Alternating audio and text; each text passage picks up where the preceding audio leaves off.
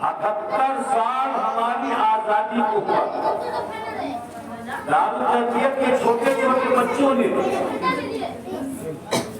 بڑی قیمتی بات مختصر وقت میں بتایا اور نظم کی شکل میں پوری تاریخ کو ان بچوں نے آپ کے سامنے رکھ دیا۔ یہ پروگرام کوئی کھیل کے طور پہ منانے کی ضرورت نہیں ہے۔ آئے جھنڈا پھہرا دیا، ہم کامیاب ہو گئے، ہم نے پروگرام کر لیا۔ جب تک آپ نے اپنے پروفوں کی قربانی کی جانکاری نہیں لی، ان کوئی فائدہ نہیں ہے۔ جھنڈا پھہرا دیا، مٹھائی کھا لیا، ہم نے آزادی منا لیا، ہم نے یوم جمہوریہ منا لیا، یہ نہیں۔ اصل تو آزادی کا مقصد یہ ہے، آزادی کا وہ پیغام ایک عظیم پیغام ہے آپ کے لیے، ہمارے لیے، کہ ہندوستان کے جب ظالموں نے ظلم و بربریت کے بازار کو گرم کیا، ہر طرف دہشت کا ماحول پیدا کیا اور لوگوں کے ساتھ طرح طرح کے مسائل ڈھائے جا رہے تھے، لوگوں کو مختلف قسم کی پریشانیوں میں ڈالا جا رہا تھا، اپنی طاقت کے زور پہ، اپنی صلاحیت کے زور پہ، اپنی قوت کے زور پہ نوبت یہاں تک آ گئی تھی کہ دین کے جانے کا خطرہ ہو چکا تھا، ایمان کے جانے کا خطرہ ہو چکا تھا۔ دین کے تحفظ کے لیے ہمارے علماء کرام کو اللہ نے دل و دماغ میں بات اتاری اور 1772 میں حضرت مولانا شاہ ولی اللہ محدث دہلوی رحمۃ اللہ علیہ کے بڑے فرزند یعنی بڑے لڑکا حضرت مولانا شاہ عبدالعزیز رحمۃ اللہ علیہ نے فتویٰ لکھ کر کے اعلان کر دیا کہ ان ظالم حکمراں سے جہاد کرنا فرض عین ہے۔ اگر آپ ان سے ڈر کر ان کو ملک سے نہیں بھگائیں گے تو آپ کے دین کے بھی جانے کا خطرہ ہے، ایمان کے جانے کا خطرہ ہے۔ کیوں؟ تاریخ کو ذرا الٹ کے دیکھیے، میں پوری تفصیل میں نہیں جا رہا ہوں، موٹی بات بتا رہا ہوں۔ جب انگریز ہر طرف سے تھک گیا، ہار گیا، ہر طرف سے تھک گیا، اس نے کیا 1772 میں جو خطرہ آیا، مسلمانوں کا زمین جاگ گیا، مسلمانوں کا احساس اندر سے بیدار ہو گیا، میدان میں کفن باندھ کر کے نکل گئے۔ آؤ اس وقت میسور جو بنگلور سے تقریباً 6 گھنٹے کی دوری پہ ہے، وہاں حیدر علی کے بیٹے ٹیپو سلطان کا نام آپ نے سنا اور ابھی بچے نے بھی پڑھا ہے۔ حیدر کی للکار ہے یہ، ٹیپو کی تلوار ہے یہ۔ ٹیپو سلطان 1792 میں انگریزوں سے مقابلہ کرتے ہیں، لیکن گھر تو آپ لگی گھر کے چراغ سے، دل کے پکوڑے جل اٹھے سینے کے داغ سے، ہر جگہ اپنوں سے ہی پہلے خطرہ ہوتا ہے، اپنوں سے ہی پہلے خطرہ ہوتا ہے۔ اور ہر زمانے میں منافقین تھے، نبی پاک صلی اللہ علیہ وسلم کے زمانے میں منافق تھے۔ اللہ تعالیٰ نے اپنے پیارے محبوب کو آگاہ کر دیا کہ آپ کے ساتھ نماز پڑھتے ہیں، آپ کی مجلس میں بیٹھتے ہیں، آپ کی بات کو سنتے ہیں، اے میرے پیارے محبوب آپ ان سے ہوشیار رہیے گا، ان سے بچ کے رہیے گا، یہ منافق ہے۔ منافق وہ سلسلہ آج تک آ رہا ہے، اس دور میں بھی منافق کی کمی نہیں ہے، آج کے دور میں 75% میں چلے جاتے تو کوئی غلط نہیں ہوگا منافقین کی جو تعداد ہے۔ آج کے دور میں میر صادق ٹیپو سلطان کے خاص آدمی، اندر ٹیپو سلطان کی ساری تیاری اور جتنی رات کی باتیں ہوتی تھی، انگریز نے اس کو اس زمانے میں 900 مربع کلومیٹر زمین لینے کی لالچ دیا، سارے رات کو شروع کر دیا، سارے رات کو۔ اب اس میں نتیجے میں ٹیپو سلطان شہید کر دیے گئے۔ اس وقت انگریز کا جنرل کہا تھا کہ کہ جب ٹیپو سلطان شہید کر دیے گئے تو کہا آج ہندوستان ہمارا. لیکن اس امت میں ایک پر ایک جھیالے پیدا ہوئے، ایک پر ایک جھیالے پیدا ہوئے، ایک پر ایک جھیالے پیدا ہوئے. نواب سراج الدولہ مرشد آباد بنگال، نواب سراج الدولہ مرشد آباد بنگال میں تھے. انہوں نے دوسری لڑائی شروع کی. دوسری لڑائی انہوں نے شروع کی. ان کی ایک خاص آدمی تھے جس کا نام تھا میر جعفر. حیدرآباد ہے جو میر جعفر کی اولاد ہے، میر صافی کی اولاد ہے. اس نے سراج الدولہ کے اندرونی راز کی بات کو انگریز سے دولت کے لالچ میں اتر دیا جاتا. مختصر کلام یہ کہ 22 گھنٹہ تک وہ لڑائی چلی. 22 گھنٹہ تک وہ لڑائی چلی اور نواب سراج الدولہ شکست کھا گئے. آپ ان کو شہید کر دیا. ختم نہیں ہوا معاملہ ختم نہیں ہوا. اب یہ مہالڑائی اس وقت سے مسلمانوں سے ہو رہی تھی. یہ ہمارے سیکولر جو مزاج کے ہندو ہیں اس وقت بھی شامل نہیں ہوئے تھے. اس وقت ہمارے علماء نے جواب لگایا کہ اگر ہم تنہا کرتے رہیں گے تو ہمیں کامیابی نہیں ملے گی. تنہا ہم کرتے رہیں گے تو کامیابی نہیں ملے گی. اسی لیے اپنے محبان وطن کو بھی شامل کرنا ہے، ہندو بھائیوں کو بھی شامل کرنا ہے. اور اس طرح سے مشورہ کر کے اس زمانے میں حضرت مولانا قاسم نانوتوی، مولانا رشید احمد گنگوہی وغیرہ کا زمانہ تھا، حاجی اللہ کا زمانہ تھا. ایک میٹنگ بلائی گئی اور اس میٹنگ میں حضرت مولانا قاسم نانوتوی رحمۃ اللہ علیہ نے بڑی اچھی بات کہا.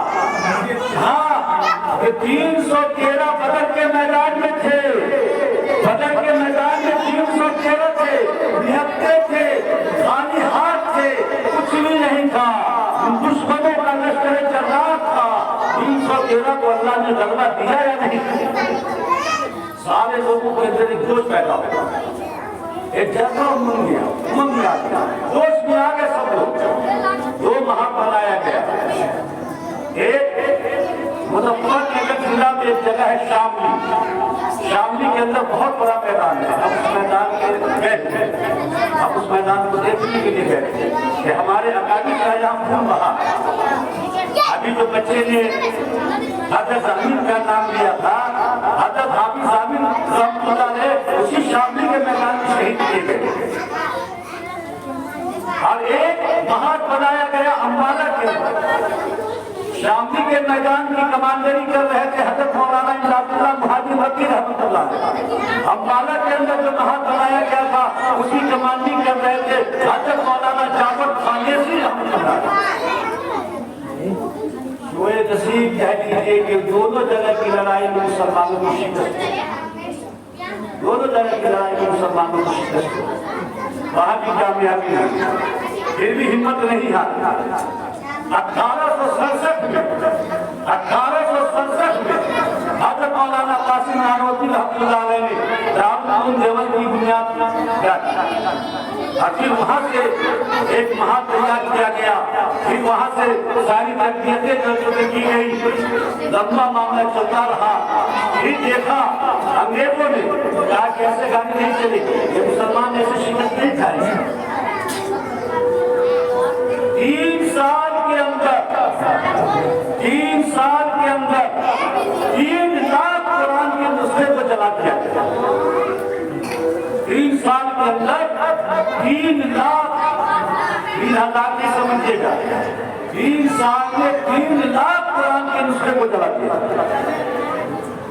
تاکہ ان کا قرآن ختم ہوگا، ان سے دین نکلے گا، پھر ہماری کامیابی ہوگی.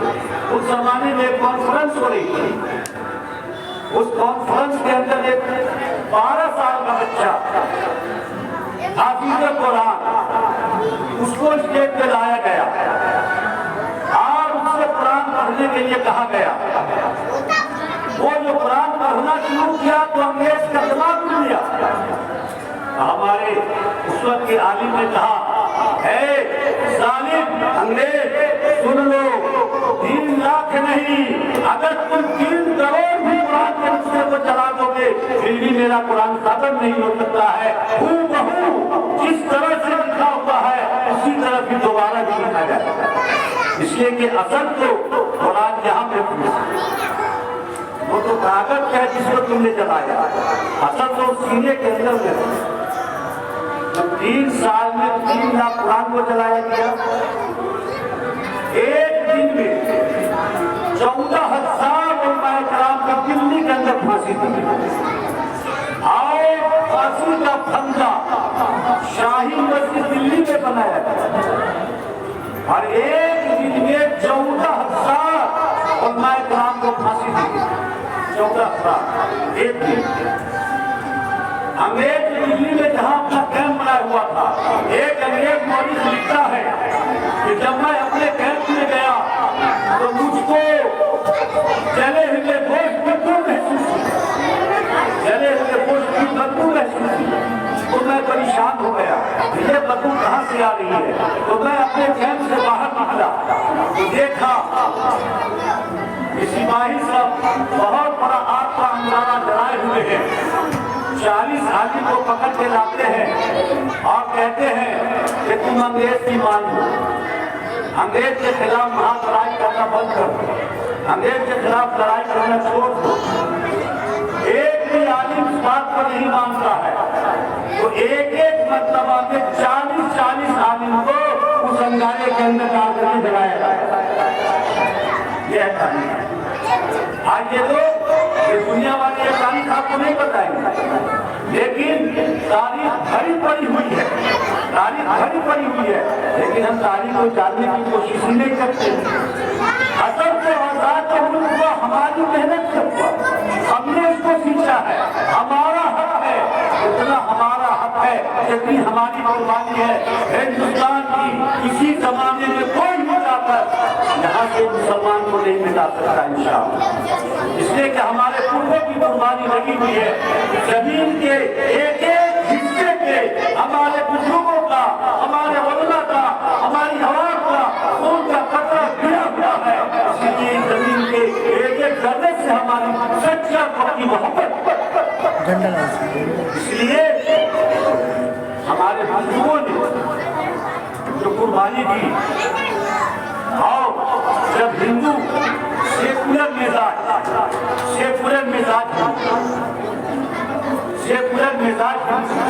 اس میں مہاتما گاندھی وغیرہ کا نام آتا ہے, ڈاکٹر سبھاش چندر بوس کا نام آتا ہے, اور سردار پٹیل کا نام آتا ہے, اور بہت سارے لوگ ہیں. ان لوگوں نے ان علماء کے ساتھ مل کر کے جب مہالڑائی کی تب جا کر کے ہم کو جو موقع ملا اور ہندوستان کی آزادی نصیب ہوئی اور انگریز کو یہاں سے مار کر بھگایا گیا. ایسے نہیں, یہ قربانی کا پیغام جو ہے بہت عظیم پیغام ہے کہ ہم اپنے بزرگوں کی, ہم اپنے بڑوں کی قربانی کو یاد کر کے اپنے اندر وہی حوصلہ, وہی جذبہ, وہی ہمت, بیٹھے بیٹھے اب ختم ہو رہا ہے, وہی حوصلہ, وہی جذبہ, وہی ہمت پیدا کرے کہ اگر کبھی ہمارے ملک کے ساتھ کسی نے انگلی اٹھائی یا ہمارے ملک پر اگر کوئی بری نگاہ سے دیکھتا ہو ہم اس سے ہر حال میں مقابلے کے لیے تیار ہیں. یہ ہمارے اکابر کی قربانی بنی ہے. اور اسی لیے 15 اگست اور 26 جنوری کا جو پروگرام منایا جاتا ہے اس کا مقصد یہ ہوتا ہے کہ آپ خوشی کے ساتھ ساتھ اپنے پرکوں کی یاد دلائیے لوگوں کو. آج دلی کے انڈیا گیٹ پہ جا کر کے دیکھیے گا, آزادی میں لڑنے والے لوگوں کا 99,000 لوگوں کا نام اس پہ لکھا ہوا ہے. کتنے لوگوں کا نام؟ 99,000 لوگوں کا نام لکھا ہوا ہے. اس 99,000 میں 63,000 مسلمانوں کا نام, 99,000 جو نام لکھا ہوا ہے اس 99,000 میں 63,000 نام مسلمانوں کا. تو اس زمانے کے جو ہمارے بزرگوں نے اور ہمارے اکابرین نے جو کیا ہے بڑی قربانی دی ہے, اور وہاں قربانی کا مقصد یہی تھا کہ دین ہماری زندگی سے نہ جائے. آج جانا شروع ہو چکا, آج جانا شروع ہو چکا ہے. آپ لوگ ماشاءاللہ سب بھی ہوش ہے, سب لوگوں کو تجربہ ہے. آج جیسے کہ کڑھائی بنی بیکار لگ رہی ہے, بیکار. ہمارا بچہ اسکول میں جائے گا, کنوینٹ میں جائے گا. آج ہم 30 سال میں دیکھ رہے ہیں ایک انجینئر بننے کے کسی پوسٹ پہ ہمارے گاؤں کا آدمی نہیں آئے. اور الحمدللہ شیخ الحدیث بن کر کے بنگال میں پڑھا رہا ہے, شیخ الحدیث بن کر کے کہیں مفتی کا کام کر رہا ہے, شیخ کہیں بڑا بڑی مسجد کا امام بنا ہوا ہے. لیکن یہ وہ بچہ کو نہیں دیکھا کہ ہمارے گاؤں کا کوئی پروفیسر بنا ہو, ایس پی بنا ہو, پی ایچ ڈی بنا ہو, ڈی ایم بنا ہو, کچھ بھی نہیں. لیکن لوگوں کو ایک لفظ سوال ہو گیا. یہ غیروں کی یہ چال ہے, اسکول کے اندر بہت ساری سہولیات دی گئی ہیں.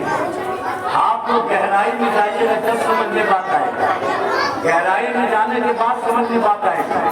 بہت ساری لالچیں دی جا رہی ہے, ڈریس کا کپڑا ہے, پیسہ ہے, سائیکل ہے. آپ کو پانی پینے کا بوتلوں دیا جاتا ہے, بیگوں دیا جا رہا ہے. یہ سب کیا مقصد اس کا جانتے ہیں؟ آپ کی زندگی سے دین کو کھینچا جا رہا ہے, نکالا جا رہا ہے, نکالا جا رہا ہے. آج ہمارا بچہ اسکول میں جا رہا ہے, پہلا کلمہ یاد نہیں ہے, دوسرا کلمہ یاد نہیں ہے. باپ بنے گا, ماں بنے گی, بھائی بنے گا, بہن بنے گا, تو بیچارہ کسی مولوی کے پیچھے پڑے گا کہ جنازے کی جماعت پڑھانے آتے ہیں. دعا کر دیجیے مقصد کے لیے. ارے اپنی اولاد کو کیوں نہیں آپ نے بنایا؟ اس لائق اپنی اولاد کو تو بنا دیا.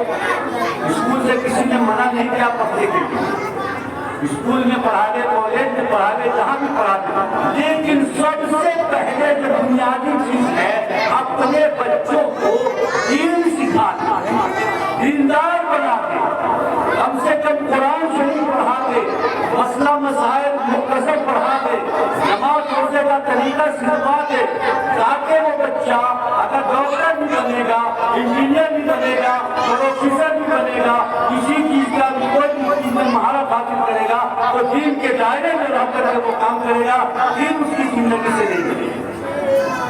اس لیے ضرورت اس بات کی ہے کہ ہم لوگ اس سے سبق حاصل کریں اور اپنے بڑوں کی قربانی کو یاد کریں. اور علماء کی بات اس لیے آئی کہ علماء نے جو قربانی کی انہوں نے اللہ سے اپنا رجوع رکھا, اللہ سے مدد مانگی اور دین کا کام دین کو بچانے کے لیے کیا. آج اگر علماء کی قربانی نہیں ہوتی ہندوستان میں اس پوزیشن میں ہم آپ نظر نہیں آتے, ہم آپ نظر نہیں آتے. ایک ٹرین کا کیا حال ہوا, ایک ٹرین میں سب سے پہلے عالم حافظ کو قتل کر دیا گیا, نام و نشان مٹا دیا گیا, بخارا نام و نشان مٹا دیا گیا. لیکن اسی سے باہر سے لوگوں نے جا کر کے دین اسلام کو وہاں زندہ کیا, باہر سے لوگوں نے جا کر کے دین اسلام کو زندہ کیا. اور یہاں بھی سوچا گیا تھا 200 سال تک کچھ نہیں کیا, لیکن وہ کامیابی نہیں ملا. اسی لیے میری گزارش ہے کہ ہم اپنے اندر وہی جذبہ رکھیں اور اپنے بچوں کے اندر بھی وہی جذبہ رکھیں کہ دین کی تحفظ, دین کی بقا, دین کی حفاظت کس طرح جو ممکن ہو ہم کرنے کی فکر کرنے والے بن جائیں. انشاءاللہ دنیا میں بھی ہمارا بھلا ہو جائے گا, آخرت میں بھی ہمارا بھلا ہو جائے گا.